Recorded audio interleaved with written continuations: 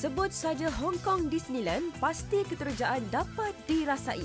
Apatah lagi bila dapat menikmati pelbagai jenis permainan dalam taman tema eksklusif dan melihat pelbagai karakter filem animasi, seolah-olah dibawa merasai dunia fantasi yang sebenar.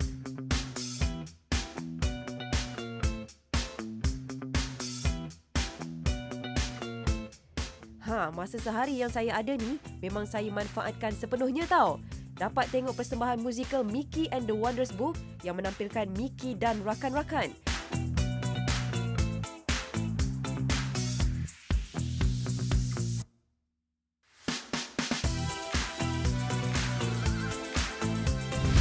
Jalan punya jalan, saya singgah ke Mystic Manor.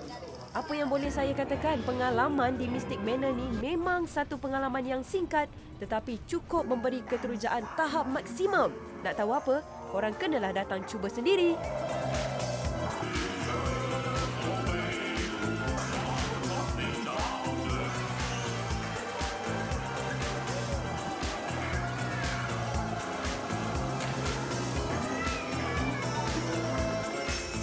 Well, I do hope you've enjoyed your visit to Mystic Manor. Cheerio! Best, sangat best. Kalau dah sampai sini, rugilah kalau tak menikmati simfoni muzik dan warna yang menceritakan kisah Disney. Siap ada pertunjukan bunga api lagi.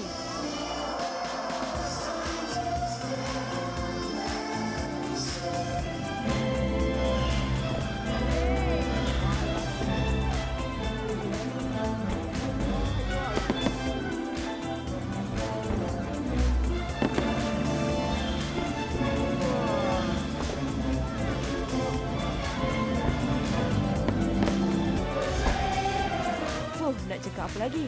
Pengalaman meneroka dunia fantasi di Disney memang best lah.